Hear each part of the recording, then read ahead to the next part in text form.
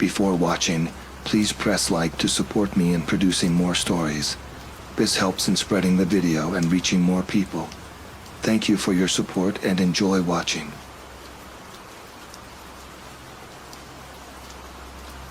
It happened back in August 2019, down in the Everglades. I'm Declan, and until then, I'd never strayed far from Chicago's concrete canyons. But sometimes life in the city starts to feel like a cage, you know? Like you're breathing recycled air and living someone else's routine. That's when the wilderness starts calling, promising something real. I'd been working 60-hour weeks at a consulting firm, staring at spreadsheets until my vision blurred.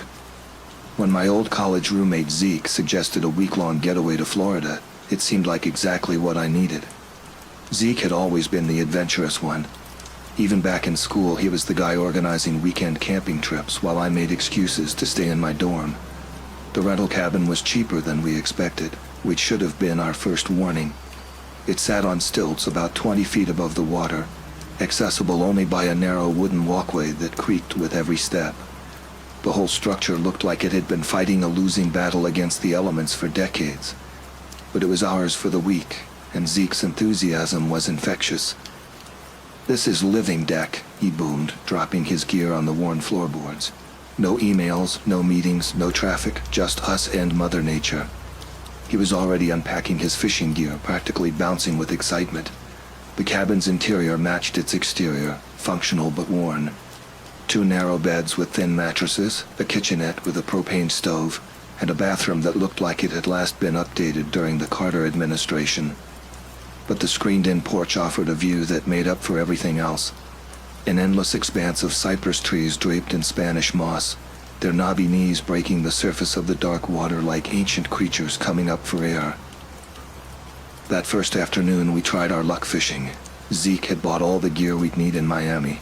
Rods, tackle, bait, even those ridiculous bucket hats with fishing lures stuck in them.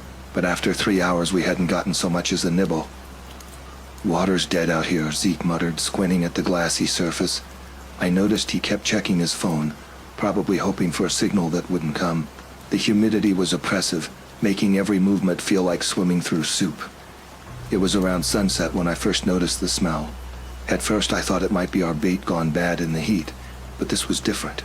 A deep, cloying sweetness underneath something sharp and metallic. It reminded me of the time I'd found a dead rat behind my radiator, but magnified 100-fold. "You smell that?" I asked Zeke.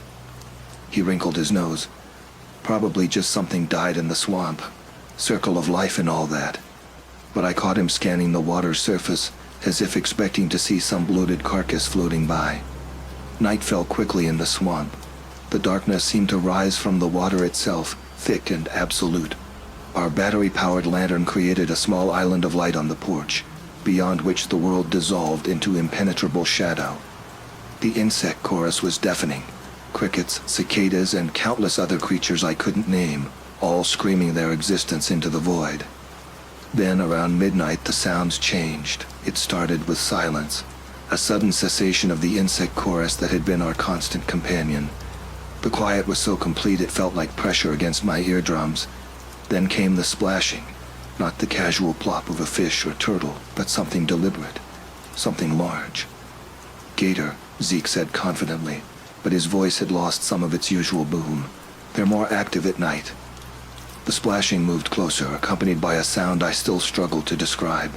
Imagine a cat's purr, but deeper, wetted with something that might have been hunger or might have been pleasure.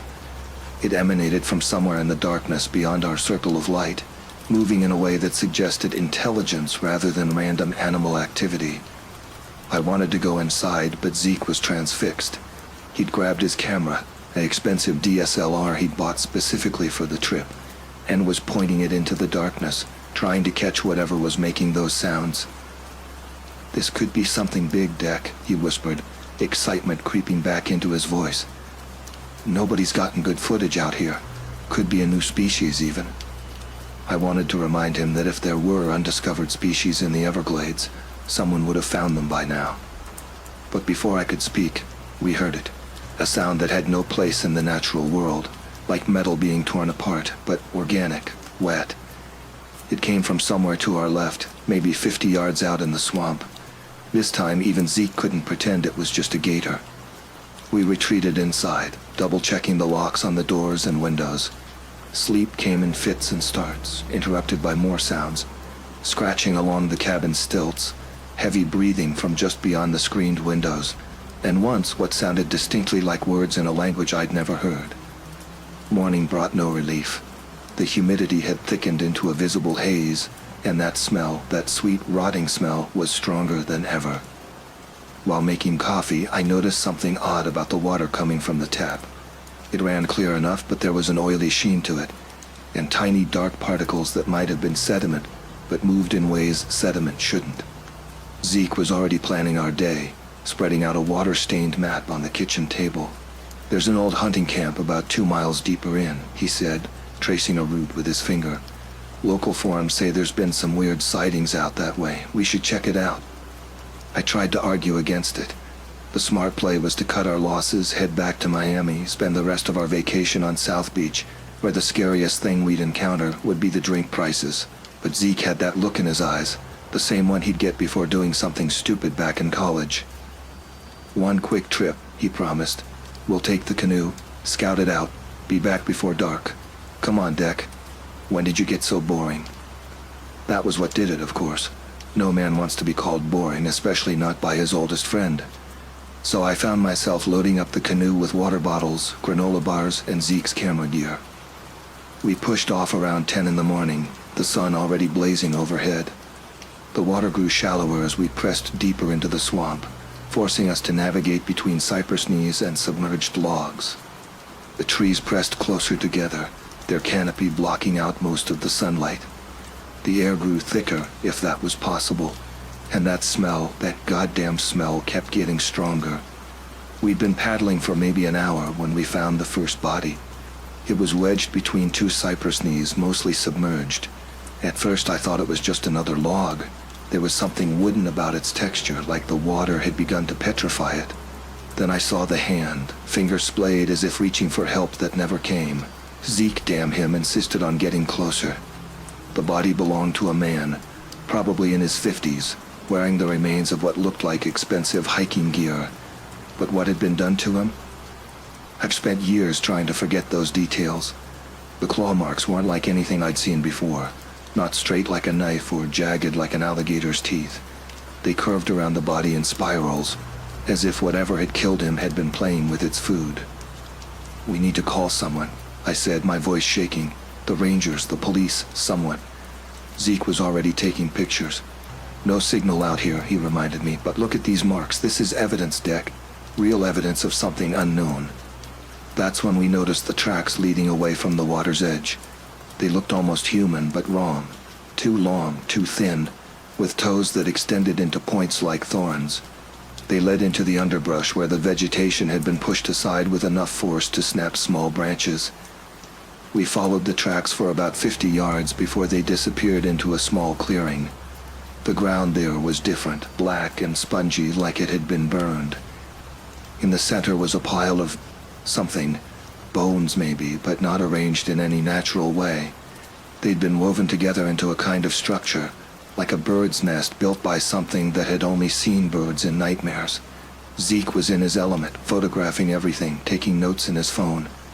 I stood at the edge of the clearing, every instinct screaming at me to run. That's when I noticed the silence had fallen again. No insects, no birds, nothing but the sound of Zeke's camera shutter and my own heartbeat. "We need to go," I said. "Now." Zeke started to argue, but something in my voice must have gotten through to him. We made it back to the canoe in record time, though I swear the route looked different than it had before. Trees seemed to have moved. Channels that had been clear were now choked with vegetation. The sun was setting by the time we got back to the cabin. Zeke immediately connected his camera to his laptop, going through the photos while I tried to get my hands to stop shaking enough to make coffee. That's when he noticed something strange about the images. "This can't be right," he muttered, clicking through them faster. "Dick, come look at this." The photos from the clearing were corrupted somehow. Not entirely gone, but distorted in ways that digital images shouldn't be. In each one there was something in the background, a shape that seemed to shift between frames, growing clearer as the sequence progressed. In the last photo, it was almost distinct. A figure impossibly tall and thin, its proportions all wrong, like a child's drawing of a person brought to horrible life. Zeke was convinced he could clean up the images, reveal what had been lurking just out of sight. He set up his equipment on the porch, saying the light was better out there. I wanted to stop him, to drag him inside, but I knew how he got when he was focused on something. "Just give me an hour," he said. "This could be huge, Deck. Career-making huge." Those were the last words I ever heard him say. I was inside trying to force down some dinner when I heard the scream. Not of surprise or even fear. This was the sound of someone experiencing pain beyond their capacity to understand it. I ran to the porch in time to see the laptop hitting the water, Zeke nowhere in sight. There was blood on the railing and something else, long, thin strands of what looked like black seaweed. But they moved against the wind. I'd like to say I did the heroic thing, that I grabbed a weapon and went looking for my friend, but the truth is I ran. I locked myself in the bathroom, wedged the toilet plunger under the doorknob for whatever good that would do, and sat there with my phone in one hand and a rusty razor in the other, trying to get even one bar of signal. The sounds that came from outside that night, I still hear them in my dreams, scratching at the walls, that wet purring sound, and worst of all, Zeke's voice calling my name. Not in pain or fear, but like he was trying to convince me to come out and play, like we were kids again, and he was trying to talk me into one more stupid adventure. I stayed in that bathroom until dawn. When the first light started seeping through the small window, I finally worked up the courage to come out. The cabin was a wreck, furniture overturned, walls scored with those same spiral marks we'd seen on the body. On the porch, I found Zeke's camera, the lens shattered. Next to it was a single footprint, one of those long thorn-toed marks, but fresh this time.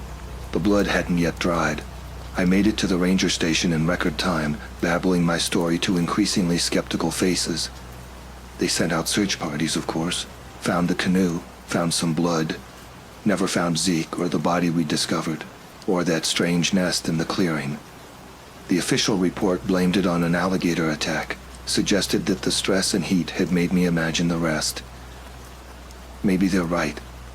Maybe the swamp just got to me, played tricks with my mind. But I've spent the years since then researching, trying to make sense of what happened. I've found stories, old ones, passed down through generations of people who lived in those swamps. They speak of something ancient that lives in the deepest parts of the Everglades, something that came before humans and will remain long after we're gone, something that hunts not for food but for sport, for pleasure.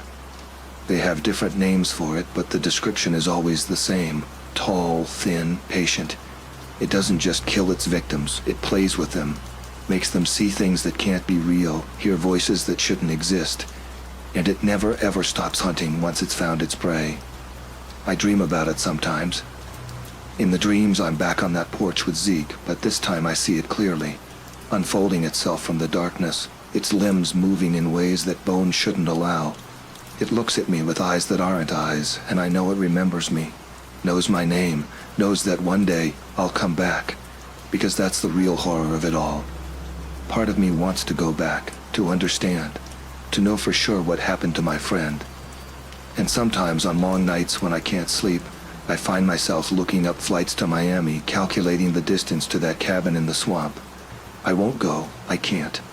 But the wanting, that's how it gets you. That's how it always gets you, in the end. The rangers eventually sold that cabin to some other unsuspecting tourists. I think about them sometimes, sitting on that porch, fishing in that dark water. I wonder if they notice the smell, or the silence that falls at night. I wonder if they see the tracks in the mud, or hear that wet purring sound in the darkness. And I wonder if they'll be smarter than we were, when it finally comes for them.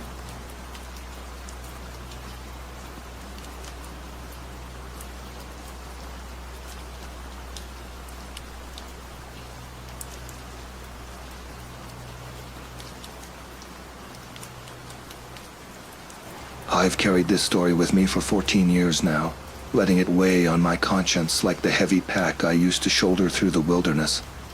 You won't find any news story about what happened in July 2010, No reports, just some dusty file in a backwoods sheriff's office. Hell, my wife barely believed me at first, and she's the most supportive woman on this planet. But I'm here, aren't I? Got the scars to prove it, both the physical ones and the ones you can't see. My name's Doug Miller. I worked search and rescue in Sequoia National Forest for nearly a decade, from 2005 to 2011. Most folks picture rangers sitting in towers watching for smoke trails or helping tourists spot bears from a safe distance. The reality is messier, more complicated. We're the ones who go looking when things go wrong. I was 38 then, married with 2 kids who thought Dad's job was just playing hide and seek in the woods. Sometimes they weren't far off. The best days ended with us finding some dazed hiker and getting them back to their family. But nature has teeth, and sometimes it bites. It started on a Tuesday morning in mid-July. The air was thick with that particular summer heaviness that makes even breathing feel like work. I was doing paperwork, there's always paperwork, when the call came in about 2 missing hikers, Mark Chen and Anna Richardson. I remember studying their file, both 29 software engineers from San Francisco. The photos showed them grinning at the camera in matching North Face gear, all clean and new. You see that a lot, people thinking they can buy expertise, that the wilderness will respect a credit card limit. Their itinerary listed previous hikes in Yosemite and the Redwoods. Experienced, they called themselves. But there's experienced, and then there's experienced. They'd planned a 4-day trek along the Mineral King Trail, one of our more challenging routes. It's beautiful country up there, but unforgiving. The elevation changes mess with your head, and the weather can turn mean without warning. When they missed their check-in and their emergency beacon stayed silent, we mobilized. We assembled a 5-person initial search team, me, Ron Dawson, our senior tracker, Keith Martinez, medical specialist, Brenda Walsh, survival expert, and Tim O'Connor, communications. The morning briefing was standard procedure, grid patterns, radio protocols, emergency procedures. But something felt off from the start. Maybe it was the unusually still air, or how the morning birds seemed quieter than normal. The first day was methodical. We spread out in a standard search pattern, checking obvious camping spots and markers. Radio chatter stayed professional. Coordinates, confirmations, the occasional all clear. The Mineral King Valley stretched before us, granite peaks scraping the sky, ancient sequoias standing like silent sentinels. People don't realize how big these trees are until they're standing at the base of one, feeling smaller than they've ever felt before. By the second day, even our most optimistic team members had gone quiet. The forest felt different, heavier somehow. Around mid-afternoon, we found their campsite, and everything changed. I've seen bear attacks. I've seen mountain lion kills. This was different. The site looked like it had been hit by some kind of whirlwind, but with purpose. Their tent wasn't just collapsed, it was shredded, the heavy-duty nylon torn like tissue paper. The backpacks were scattered in a 30-foot radius, contents spilling out like colorful autumn leaves. Energy bars, maps, a crushed satellite phone. The blood is what got me. In my line of work, you get used to seeing blood. Animals get hurt, people fall, it happens. But this was different. Dark patches soaked into the earth, splattered patterns up tree trunks that made no sense. The sleeping bags were the worst part. One was missing entirely. The other... I've spent years trying to forget what that sleeping bag looked like. The material hadn't just been torn. It looked like something had erupted from inside it. Ron, who'd been tracking for 20 years and had seen every kind of animal attack imaginable, went pale. I watched him kneel beside a set of marks in the dirt, his weathered hand hovering over them without touching. "Doug," he said, his voice barely above a whisper, "you ever seen tracks like these?" I hadn't. They were huge, but that wasn't the strange part. The pattern was all wrong, like something had walked through there on too many legs, leaving impressions that seemed to change depth and shape between steps. HQ's response was swift once they saw our initial report. By sunrise the next day, our small search party had grown into something that looked more like a military operation. 24 people minimum, including specialists I'd never seen before. Among them was Dr. Rebecca Winters, a wildlife biologist who'd written papers on predator behavior in the Sierra Nevada range. She took one look at those tracks and started making calls. The new arrivals brought equipment I'd never seen in my years of service: thermal imaging gear, sound detection arrays, even some kind of portable DNA testing kit. But the person who caught my attention was Cal Standing Bear from Fish and Wildlife. He arrived alone, carrying an old Winchester rifle and wearing a jacket that had seen better days. Cal didn't say much during the briefing, just stood at the back, eyes sharp as obsidian. When Dr. Winters finished her technical assessment, he asked exactly one question: which direction did the blood trail lead? No introduction, no credentials offered, just that question, asked in a voice that seemed to carry the weight of generations. We split into teams of 2. I got paired with Cal, which I later realized wasn't coincidence. He moved through the forest like he was part of it, each step deliberate, silent. Made me, with my decade of experience, feel like a rookie stumbling through their first day. The temperature dropped as we pushed deeper into the old-growth forest. Here the sequoias were ancient, their massive trunks disappearing into the canopy hundreds of feet above. The forest floor was a maze of fallen logs and thick ferns, every step requiring careful consideration. "Your people," Cal said suddenly, breaking hours of silence. "They have stories about these woods." I told him about the usual campfire tales: lost hikers, mysterious lights, the standard stuff you hear at any national park. He just nodded. "My people have older stories, about things that were here before, things that never left." He stopped walking, held up a hand. "You smell that?" I did. Like wet fur and copper pennies with something else underneath. Sharp, chemical, wrong. The birds had gone silent again. Even the ever-present wind in the trees had died. That's when we found the deer carcass, 15 feet up in a young sequoia. No bear or mountain lion puts their kills in trees like that. And the marks on the bones, they weren't teeth marks, at least not from any animal I knew. They looked more like tool marks. We made camp at sunset, but this was no ordinary wilderness bivouac. The specialists set up a perimeter of sensors and lights that would have made a military base proud. Dr. Winters coordinated with her team, setting up monitoring stations and taking samples of everything: soil, bark, even air samples in sealed containers. Cal didn't participate in any of this. He found the biggest sequoia in the area, put his back against it, and began methodically checking his rifle. I noticed he was loading it with custom ammunition, heavy brass shells that gleamed dully in the fading light. The attack came at 2:17 a.m. I know because I was staring at my watch, trying to stay alert during my shift. The first warning was the sensors going dead one by one in a circle around our camp. Not triggered, dead, like something was systematically taking them out. The thing about real predators is that they don't announce themselves. They don't growl or roar or give you any warning. They just appear. But this wanted us to know it was coming. The sound started low, barely audible, a vibration more than a noise, something you felt in your chest before your ears caught it. Then it grew, becoming a growl that seemed to come from everywhere and nowhere at once. The kind of sound that bypasses your rational mind and goes straight to the primitive hindbrain, triggering instincts buried under millions of years of evolution. Dr. Winters' thermal cameras picked it up first, a heat signature that made no sense. It seemed to shift and split, like looking at something through a broken lens. One moment it showed as a massive single form.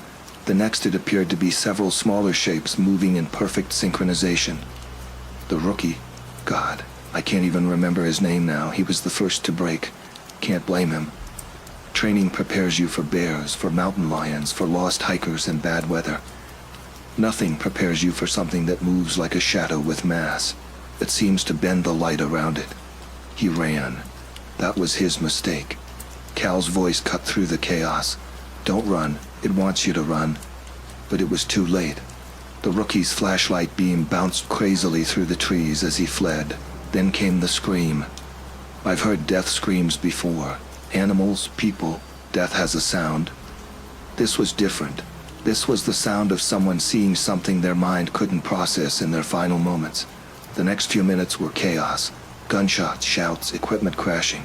That thing moved through our camp like a wind through grass, impossible to track or target. Cal's rifle boomed twice, just twice, each shot followed by a shriek that couldn't have come from anything natural. Then silence. the kind of silence that feels like a physical weight. Dawn revealed the carnage. Our camp was destroyed, equipment scattered and crushed. Blood trails led in multiple directions, but they all ended abruptly, as if whatever made them had simply vanished into thin air. Cal found what was left of the rookie. He didn't let anyone else see the body, just wrapped it in a tarp and called for immediate evacuation. Before the helicopters arrived, he pulled me aside. "Some things," he said, "aren't meant to be understood. Your people, they'll want answers, reports, evidence. They won't find any." He pressed something into my hand, a small leather pouch on a cord. "Wear this. It won't stop them, but they'll smell it. Stay away." The official investigation found nothing conclusive. The tracks disappeared into solid rock. The blood samples were contaminated. The thermal footage was corrupted. Dr. Winter's preliminary report mentioned unknown environmental factors and inconclusive evidence before she was reassigned to a desk job in Sacramento. I quit search and rescue the following year, moved to Idaho, took a job managing a sporting goods store. My wife never asked about the leather pouch I still wear, or why I check the locks 3 times every night. But sometimes when the wind blows just right and the shadows grow long, I think about those marks on the bones. Tool marks. Intelligence. Purpose. I think about Cal's words about old stories and things that never left. The forest holds secrets, ancient secrets, and sometimes when we venture too deep, we discover that we were never really at the top of the food chain. We just forgot what it was like to be prey. Mark Chen and Anna Richardson were never found. They're listed as missing, presumed dead by misadventure. Just 2 more names in the long list of people who went into the wilderness and never came out. I still have nightmares about that sound, that impossible growl that seemed to come from everywhere at once. But what really keeps me awake at night is the thought that it's still out there, waiting, watching. And sometimes when I see news reports about missing hikers in national parks, I wonder if they heard that sound too in their final moments. Cal was right about one thing. Some mysteries aren't meant to be solved. Some predators aren't meant to be understood. And sometimes the best thing you can do is walk away and try to forget what you've seen. But you never really forget. You just learn to live with the knowing.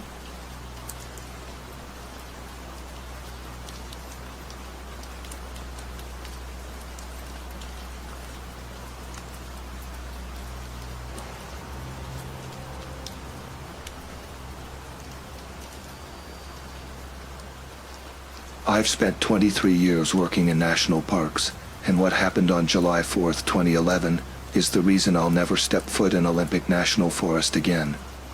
The memory is seared into my mind like a brand. Every detail, every sound, every shadow that moved when it shouldn't have. Most people think of the Pacific Northwest forests as peaceful places.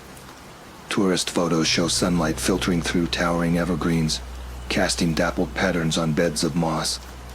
They capture the mist hanging between branches like gossamer curtains, the vibrant green ferns unfurling beneath century-old trees. But they don't show what lurks in the spaces between those trees, in the depths where even midday sun can't penetrate. I'd been a ranger there for 8 years by then. Started when I was 24, fresh out of college with a degree in environmental science and head full of idealistic notions about preserving nature. The solitude suited me. I'd always been the quiet type, more comfortable with field guides than people.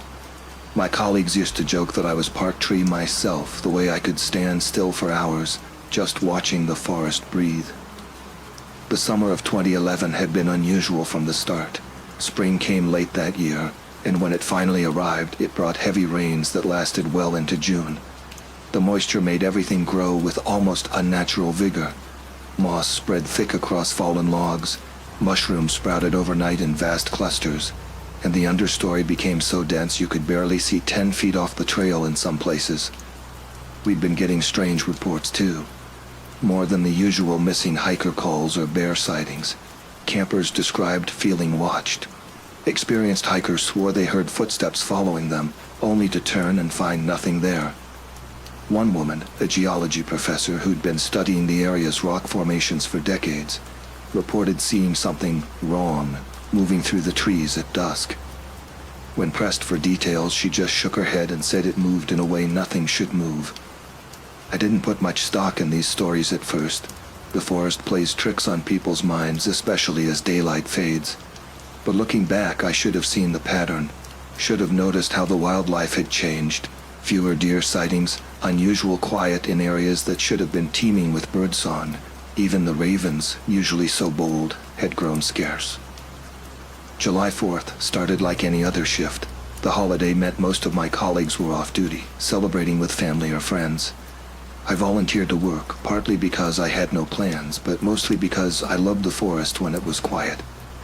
Tourist traffic would be light, concentrated mainly around the easily accessible viewpoints and picnic areas. The serious hikers, the ones who ventured deeper into the backcountry, usually avoided holiday weekends. The morning passed uneventfully. I checked the usual trouble spots, places where people like to leave trash or try to camp illegally. Made note of a few trail sections that needed maintenance.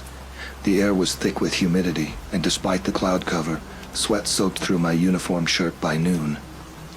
Around mid-afternoon, I got my first hint that something was off. I found fresh scratch marks on a cedar tree about 8 feet up the trunk, too high for a black bear, too deep for a cougar. The bark had been torn away in long strips, revealing pale wood underneath. The exposed sap gleamed like blood in the filtered light. I photographed the marks and took measurements, telling myself it was probably just a brown bear passing through, though we rarely saw them in this part of the forest. Still, something about those marks nagged at me. They seemed deliberate somehow, like a message left in a language I couldn't quite read. The radio at my hip crackled to life at 4:47 p.m. I remember the time exactly because I'd just checked my watch, thinking about ending my patrol early. The voice that came through was high-pitched with panic, fighting against static interference. "Anyone there? Please. Partner missing. Trail Junction 23 won't answer calls." I pressed the talk button, trying to keep my voice calm and professional. "This is Ranger Morrison. Please repeat your location and situation."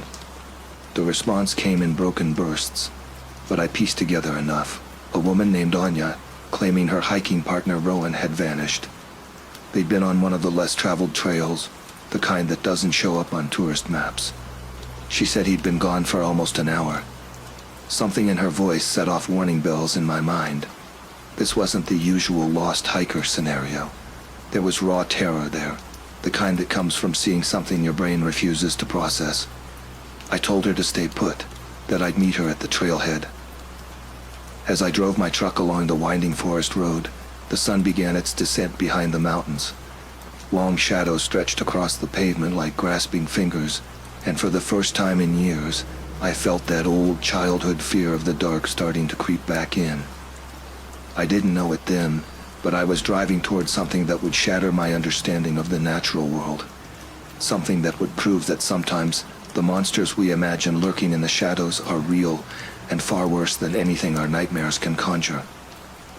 I found Anya exactly where she said she'd be, at the small gravel parking area marking the trailhead. She was a tall woman, maybe in her mid-30s, dressed in proper hiking gear, moisture-wicking clothes, sturdy boots, a high-end backpack. Not some unprepared tourist who'd wandered off the marked path. This detail only added to my unease. Her face was pale, making the dark circles under her eyes stand out like bruises. She started talking before I'd even fully stepped out of the truck, words tumbling out in a rushed stream. We were just hiking, everything was normal, but then we had this stupid argument. God, it was so stupid. About which trail fork to take. Rowan wanted to check out this overlook he'd read about, but it wasn't on any of our maps. I told him we should stick to the marked trails, but you know how some people get. She ran her hands through her hair, which had mostly escaped its ponytail. He went ahead anyway, said he'd be right back. That was hours ago. I pulled out my notebook, trying to get the essential details. "Can you describe Rowan? What was he wearing?" 6 foot tall, athletic build, short brown hair. He had on a blue moisture-wicking shirt, khaki hiking pants, and a black day pack with red straps. He's experienced, we both are.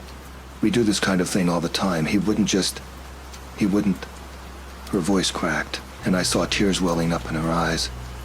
I've dealt with plenty of missing person reports over the years, but something about this one felt different. Anya wasn't just worried. She was terrified. Did you notice anything unusual before he disappeared? Any wildlife activity, strange sounds, anything out of the ordinary?" She hesitated, and I saw something flicker across her face. Recognition maybe, or relief that someone was finally asking the right questions. "The birds," she said quietly. "Everything got quiet right before. You know how the forest usually has this background noise? Birds, insects, wind in the trees. It all just stopped. Like someone had hit a mute button, and there was this smell." "What kind of smell?" "Like rot, but not normal forest decay, something deeper, older, like opening a tomb that's been sealed for centuries." She wrapped her arms around herself, though the evening wasn't particularly cold. "I thought I was imagining things at first, but then I heard..." She trailed off, shaking her head. "You'll think I'm crazy." "Try me," I said, thinking about those scratch marks I'd found earlier. It sounded like someone walking, but wrong. Like the feet were, I don't know, like they were being dragged almost. And there was this clicking sound, like someone tapping long nails on wood, but it seemed to come from too high up. My mouth went dry. The description matched some of the other reports we'd been getting, the ones that never made it into official records because they sounded too fantastic, too impossible. The sun was setting fast now, painting the sky in shades of deep purple and crimson. Soon it would be full dark, and while I had powerful flashlights in my truck, something told me we didn't want to be out here after nightfall. But I couldn't just leave someone out there. "Show me where you last saw him," I said, grabbing my gear. "We'll do one sweep of the immediate area, but if we don't find anything, we'll need to call in a proper search team." Anya nodded, but her eyes kept darting to the tree line, as if expecting something to emerge from the deepening shadows. As we started up the trail, I radioed in our position and situation. The response was garbled, unusual for this area despite the terrain. I could barely make out the dispatcher saying something about sending backup, but the static was so bad I couldn't get confirmation. The forest felt different as we walked.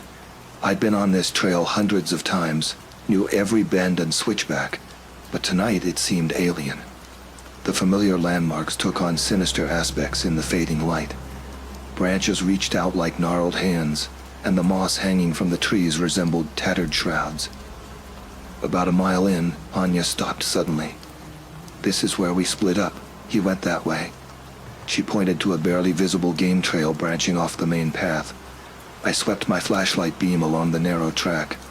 The vegetation was thick here, ferns and salal bushes crowding the edges. Something had passed through recently. The plants were bent and broken in places, but the marks were odd. Not the clean breaks you'd expect from someone pushing through undergrowth, but twisted, almost shredded in places. "Rowan," I called out, my voice seeming to dead end against the dense foliage. "This is Forest Service. Can you hear me?" Only silence answered, but it was an active silence, the kind that feels like it's listening back. We pressed on, moving slower now as the trail grew less distinct. I was about to suggest we turn back, when my light caught something that made my heart skip. A black day pack with red straps, lying half-hidden under a fallen log. Anya's sharp intake of breath confirmed it was Rowan's. I held up a hand, signaling her to stay back, while I approached the pack carefully. Years of training kicked in as I scanned the area for signs of struggle, animal tracks, anything that might tell us what happened. The pack was intact, no signs of animal damage. It lay at an odd angle, though, as if it had been placed rather than dropped. I crouched down to examine it closer, and that's when I caught the smell Anya had described earlier. A deep, primitive stench that seemed to bypass my nose and hit some ancient part of my brain, triggering every survival instinct I possessed. A twig snapped somewhere in the darkness beyond our light's reach. I froze, every muscle tensing. Another sound followed, a soft shuffling, like something heavy being dragged through dead leaves. Then came the clicking, just as Anya had described, but now I could tell it wasn't nails on wood. It was more like bone striking bone, a sound no natural creature should make. "Don't move," I whispered to Anya, though she was already statue still beside me. The shuffling grew closer. I slowly raised my flashlight, dreading what its beam might reveal. For a moment, nothing. Then, movement. Something pale flashed between the trees, something tall and wrong. My light caught it for just a split second, but that glimpse was enough to turn my blood to ice. It stood at least 9 feet tall, its body a twisted parody of human form. The skin was a sickly white, stretched too tight over an impossibly thin frame. Arms hung nearly to the ground, ending in hands that bore long black claws. But it was the head that haunted me, too small for the body, hairless, with eyes that reflected my light like pools of amber glass. Anya made a small, choked sound beside me. The creature's head snapped toward us with horrible speed, and those eyes... God, those eyes focused on us with an intelligence that was unmistakably predatory. "Run," I breathed, slowly at first. Then when I say now, sprint for the main trail. We began backing away, my light never leaving those reflecting eyes. The creature matched our pace, staying just at the edge of the darkness. It moved with an unnatural grace, its 2 long limbs allowing it to navigate the dense underbrush without a sound. 20 feet from the main trail, it made its move. One moment it was keeping its distance, the next it was surging forward with impossible speed. "Now!" I screamed, and we ran. What followed was the most terrifying few minutes of my life. We crashed through the forest, branches whipping at our faces. I could hear it behind us, not breathing hard like we were, but making that awful clicking sound, always just a few steps behind. Twice more I caught glimpses of it, moving parallel to our course through gaps in the trees. It was toying with us, I realized. It could have caught us at any time, but it was drawing out the chase, feeding on our fear. The parking lot lights appeared ahead, seeming impossibly far away. My lungs were burning, and Anya was starting to stumble beside me. Then, just as suddenly as it had begun, the presence behind us vanished. The clicking stopped, the shuffling ceased, and we were alone in our panicked flight. We burst out of the tree line and collapsed on the asphalt, gasping for air. Other rangers arrived minutes later, drawn by the commotion and my earlier radio call. They found us there, wild-eyed and babbling about what we'd seen. The official search for Rowan lasted 3 days. They brought in dogs, helicopters with thermal imaging, expert trackers. Nothing. No body, no blood trail, no sign of what happened to him. Just that abandoned backpack, which seemed unnaturally clean when they recovered it, as if something had carefully removed any traces that might tell us more. The official report listed it as a probable animal attack, with the victim's body presumably dragged off by a predator. They suggested a bear or mountain lion, though neither explanation accounted for the lack of physical evidence. Some suggested Rowan had simply gotten lost and succumbed to exposure, though the weather had been mild and he was well equipped. Anya and I knew better, but who would believe us? I tried describing what we'd seen, but the words felt inadequate, like trying to describe a color that doesn't exist. The other rangers were sympathetic but skeptical. They suggested stress, poor lighting, and fear had played tricks on our minds. I submitted my transfer request the next day, took a position managing equipment logistics for the Forest Service, safely behind a desk in Portland. Some called it running away. Maybe it was, but I'd seen something that didn't fit into my understanding of the natural world, and I couldn't go back to patrolling those trails knowing what lurked in the deeper shadows. Anya and I kept in touch for a while. She moved to Arizona, about as far from dense forests as she could get. Last I heard, she was leading rock climbing tours in the desert. Sometimes we'd talk late at night, comparing notes about what we'd seen, trying to make sense of it. She'd done research, found similar stories from other forests around the world, tales of impossibly tall, pale creatures that hunted alone hikers. Some accounts dated back centuries. That was 12 years ago. I still wake up some nights drenched in sweat, those amber eyes burning in my memory. The smell of rot seems to linger in my nostrils, and the clicking sound echoes in my ears. I've learned to live with it mostly, learned to avoid forests, to stay in well-lit places surrounded by the noise and energy of the city, but I know it's still out there. Every few months I read about another disappearance in the Olympic forest. Most are explained away, exposure, animals, accidents. But sometimes I recognize the details, the strange silence before someone vanishes, the unexplained sounds, the feeling of being watched by something ancient and hungry. I wonder about Rowan sometimes. Was he taken quickly, or did that thing chase him through the darkening forest like it chased us? Did he see those eyes, understand what was happening to him? Part of me hopes it was fast, that he never knew what found him out there on that forgotten trail. The Forest Service has my report somewhere in their files, filed away with all the other incidents they can't or won't explain. But I know what I saw that day, what Anya saw. There are things in this world that defy our comfortable categorizations of natural and unnatural. Things that have existed in the dark spaces longer than we've been here to fear them. Sometimes, late at night, I look out my apartment window toward the distant tree line of Forest Park. Even here in Portland, miles from the Olympic Forest, I catch myself searching the shadows for movement, for that too tall silhouette with its impossibly long arms. The city lights help. They push back the darkness, create a barrier between our world of concrete and steel and that older, wilder place where such things dwell. Last month, I received an email from one of my old colleagues still working at Olympic. She'd found something while digitizing old ranger logs from the 1950s. Reports of a similar creature described with terrifying consistency. The pale, stretched skin, the small, wrong-shaped head, those amber eyes that reflected light like mirrors. The report stopped abruptly after several hikers vanished without trace. The area was closed for a few months, then reopened with no explanation. The thing is, that section of forest? It's less than 5 miles from where Rowan disappeared. I've started gathering other accounts, careful to avoid the more sensational stories that populate paranormal websites. Instead, I focus on official reports, ranger logs, and first-hand accounts from experienced outdoors people who know the difference between a bear and something else.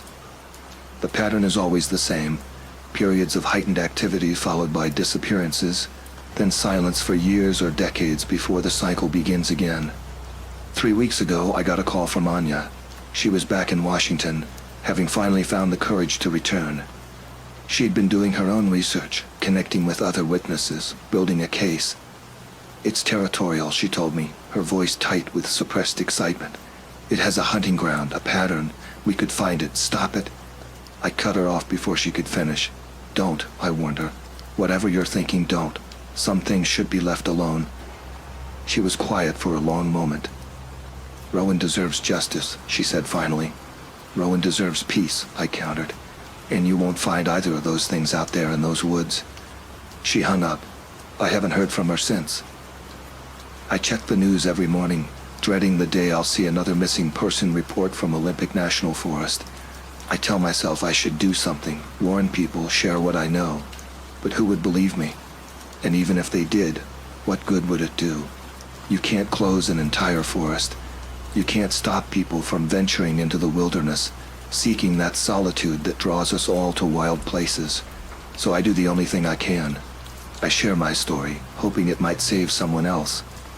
If you're reading this, take it as a warning. The forests of this world are ancient places, and not all their secrets are benign.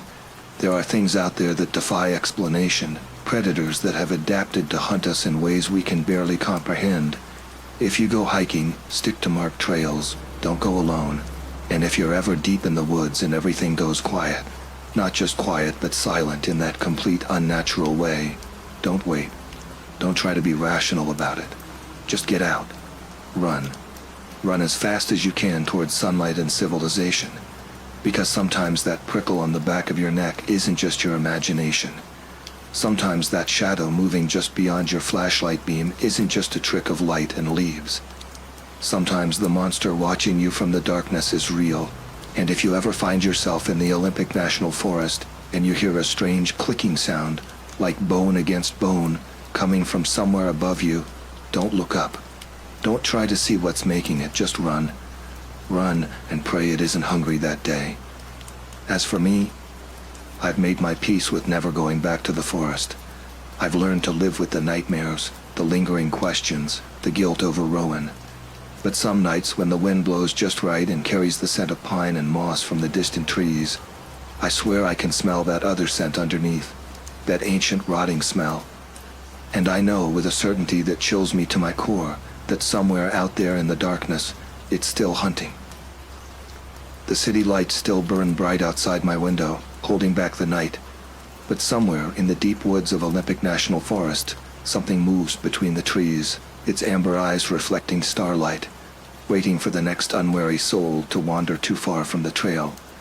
And the clicking sound echoes through the darkness, a sound like bone striking bone. calling out to those who would dare to venture into its domain.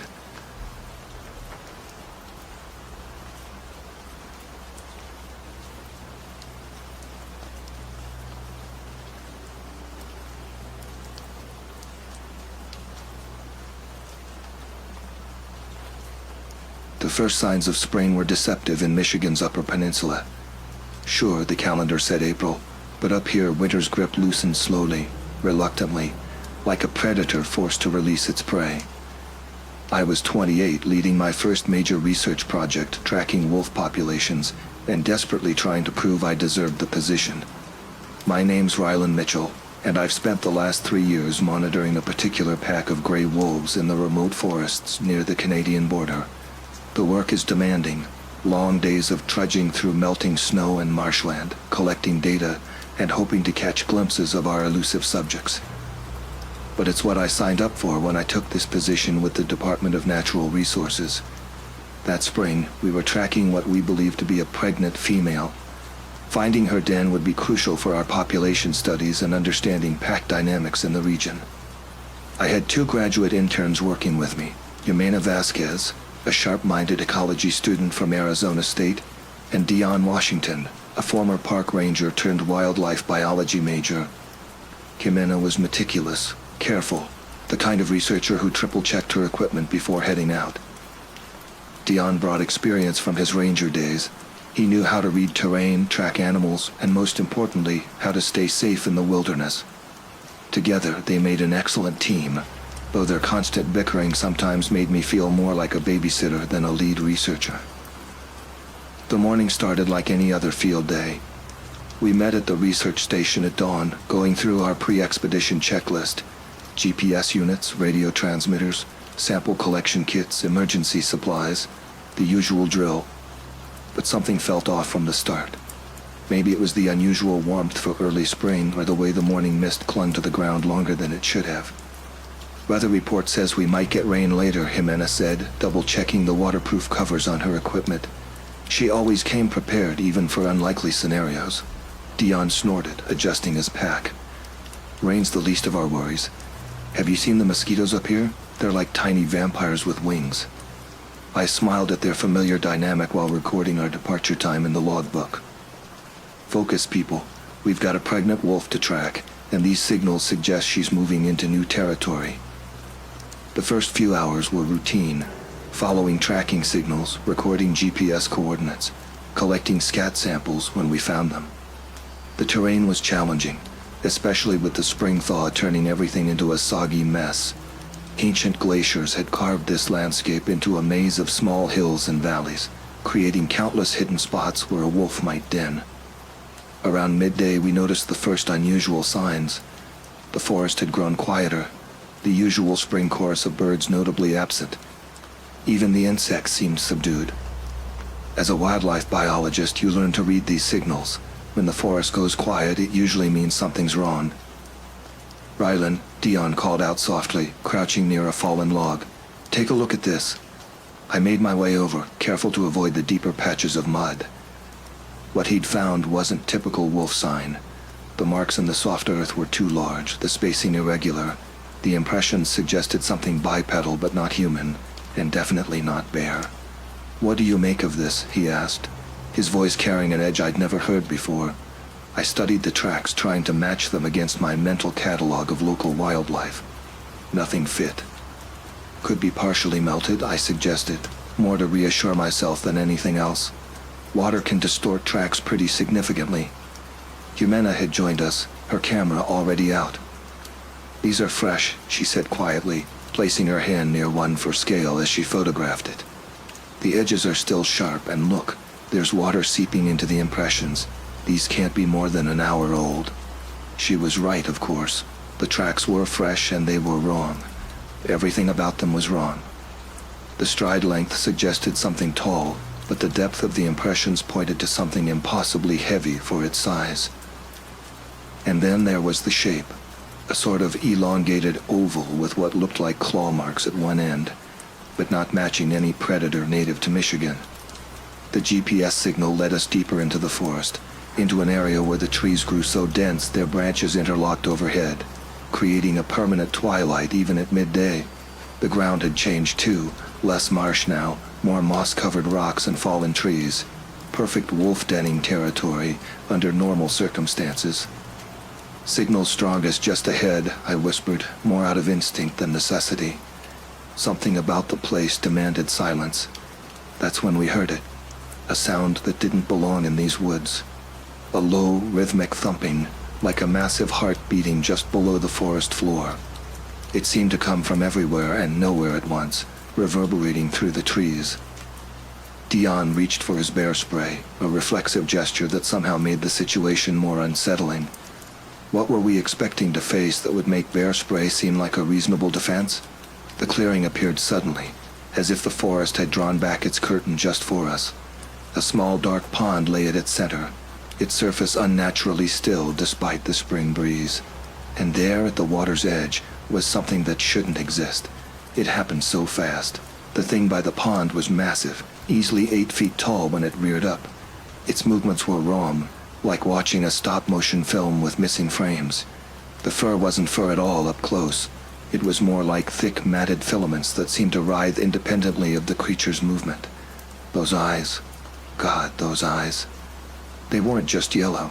They were phosphorescent, like someone had planted LED lights behind them. But it was the intelligence in them that haunted me. Not animal intelligence, but something else. Something that knew exactly what it was doing. Back away slowly, I whispered, trying to keep my voice steady. No sudden movements. We were doing everything right. Everything they teach you about predator encounters. But this wasn't a predator, not in any conventional sense. This was something else entirely. The attack came from behind. There must have been 2 of them.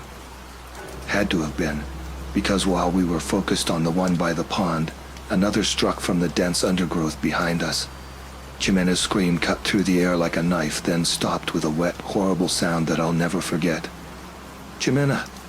Dion's voice cracked as he spun around, bear spray already raised. I turned just in time to see her disappear into the shadows. Not dragged. It was too fast for that. More like she was simply erased.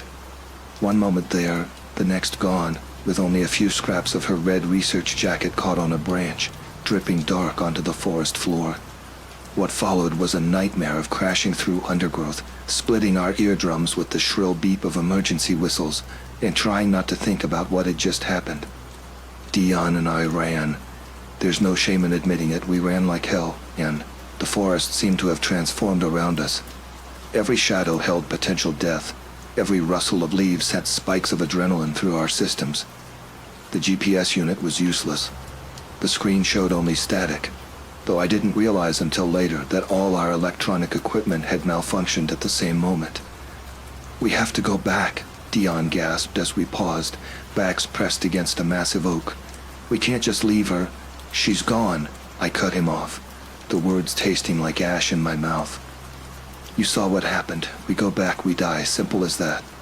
He knew I was right, we both knew, but knowing didn't make it any easier. The trek back to the research station was the longest 2 hours of my life.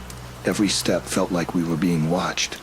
That rhythmic thumping seemed to follow us, always just at the edge of hearing, like a nightmare you can't quite shake off upon waking. The official investigation was a joke. How could it be anything else? Search and rescue combed the area for 3 days. They found nothing. No blood, no tracks, no sign of Jimena or whatever had taken her. Even the pond we'd seen was gone, replaced by a patch of marshy ground that looked like it had been there for decades. "Probable bear attack," the report said. They even had a theory about how the bear might have dragged her into an underground den or cavity. It was neater that way, simpler. But Dion and I knew better. The scientific community was worse. I submitted detailed reports, complete with sketches and measurements taken from memory. They were politely dismissed. A few colleagues suggested stress-induced hallucination. Others hinted at shared delusion. My research funding was quietly redirected to more promising projects. Dion quit. Last I heard, he'd moved to Arizona, about as far from northern forests as he could get while staying in the continental U.S. Can't say I blame him. That was 3 years ago. I'm still in the field, still doing research, but not in Michigan. I transferred to a project studying urban coyote populations in Chicago. Safer, more concrete, less forest. No unexplained shadows. But something changed in me that day. The way I see the world, the way I understand nature, it's different now. There's a reason our ancestors feared the dark, feared the deep woods. They knew something we've forgotten. I still do field research, but never alone, and never without multiple backup plans. I've installed every tracking app available on my phone, carry 3 different emergency beacons, and never go anywhere without a satellite phone. My colleagues think I'm paranoid. They're probably right. Here's what I believe happened, though I've never put this in an official report. Whatever we encountered that day wasn't a cryptid or an undiscovered species. It was something that had always been there, hiding in the spaces between what we think we know about the natural world. The Upper Peninsula's forests are ancient. The glaciers that carved them left behind more than just lakes and moraines. They left pockets, spaces where reality gets thin. Most of the time these places stay hidden, but sometimes when the conditions are just right, when spring thaw releases what winter has bound, when the boundary between water and land blurs, something slips through. I've done my research since then. There are other stories if you know where to look. Hunters who've gone missing without a trace. Hikers who've returned with impossible tales. Even other researchers, though they're usually more careful about what they put in their reports. The scientific method is based on observation, documentation, and repeatability. But what do you do when the thing you've observed defies documentation? When the evidence vanishes like morning mist? When attempting to repeat the observation might get you killed? I still have the GPS unit from that day. It never worked again, but sometimes, late at night, its blank screen flickers with strange patterns. And if you listen carefully, you might hear something like a heartbeat coming from its dead circuits. A rhythmic thumping, slow and steady, like something huge moving through the deep woods, waiting for its next opportunity. I received a package last week. No return address, postmarked from a small town in Michigan's Upper Peninsula. Inside was a single photograph, smudged and water damaged. It showed a clearing in the woods, and at its center, a dark pond. The image was blurry, probably taken with a shaking hand, but at the water's edge. I burned the photograph. Some things are better left undocumented. Some truths are better left untold.